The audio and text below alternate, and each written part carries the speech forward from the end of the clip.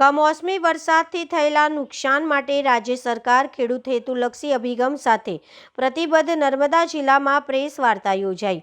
રાજ્યના મુખ્યમંત્રી શ્રી ભૂપેન્દ્રભાઈ પટેલે તાજેતરમાં રાજ્યમાં થયેલા કમોસમી વરસાદ અને વાતાવરણમાં આવેલા અચાનક પલટાના કારણે ખેતી પાકોને થયેલા નુકસાન અંગે સંપૂર્ણ સંવેદનશીલતા દાખવી છે.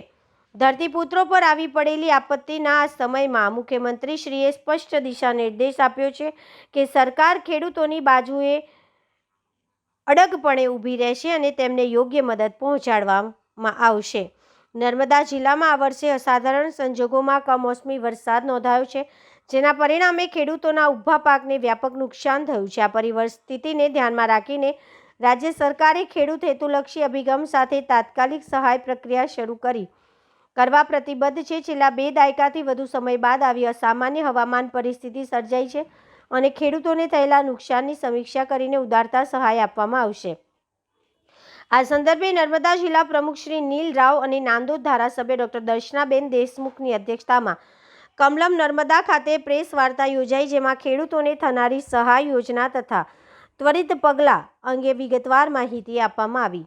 પ્રેસ વાર્તા દરમિયાન ડોક્ટર દર્શનાબેન દેશમુખે જણાવ્યું કે મુખ્યમંત્રી શ્રી ભૂપેન્દ્રભાઈ પટેલના માર્ગદર્શન હેઠળ રાજ્ય સરકાર ખેડૂતોની ચિંતા સમજે છે. કમોસમી વરસાદથી થયેલા નુકસાનીની તાત્કાલિક સર્વે પ્રક્રિયા શરૂ થઈ ગઈ છે અને કોઈ ખેડૂત વંચિત ન રહે તે દિશામાં કામગીરી ચાલી રહી છે. ધરતીપુત્રો પર આવેલી આપત્તિમાં રાજ્ય સરકાર તેમની સાથે મજબૂતીથી ઊભી છે. આ સાથે જ બીજેપી નર્મદાના આગામી કાર્યક્રમો વિશે પણ માહિતી આપી હતી.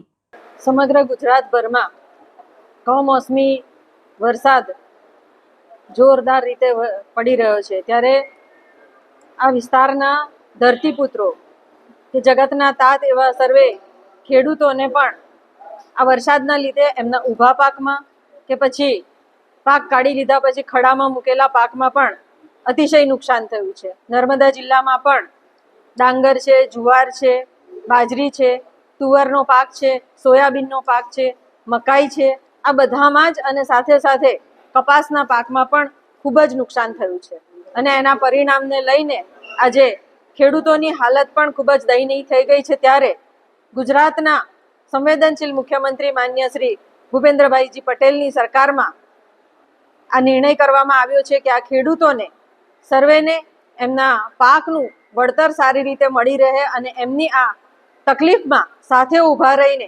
ભારતીય જનતા પાર્ટીની આ સરકાર હંમેશા સર્વે લોકોના સુખ દુઃખમાં એમની સાથે ઊભા રહે છે. આમાં પણ સર્વે ચાલુ થઈ ગયો છે.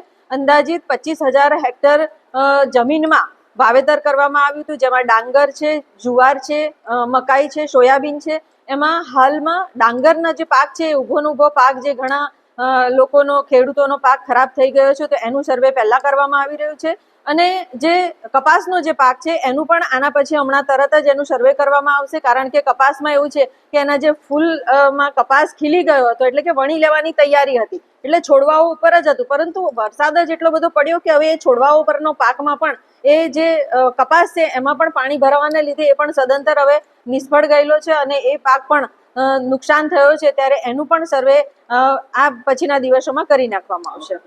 હંમેશા જ્યારે પણ આ વરસાદની પરિસ્થિતિમાં કે જ્યારે પણ વાવાઝોડું આવ્યું છે ત્યારે ગુજરાત સરકારે હંમેશા ખેડૂતોના પક્ષમાં રહીને જ નિર્ણય કર્યો છે અને ખેડૂતોને વળતર આપવામાં આવ્યું છે એના આપણી પાસે દાખલા છે અને અહીંયા આપણી પાસે એની સાબિતી પણ છે. એટલે એવી કોઈ પરિસ્થિતિનું નિર્માણ નહીં થાય. દરેક ખેડૂતને એમના પાકનું જે પણ નુકસાન થયું છે એ નુકસાનની પૂરેપૂરી ભરપાઈ સરકારશ્રી તરફથી કરવામાં આવશે.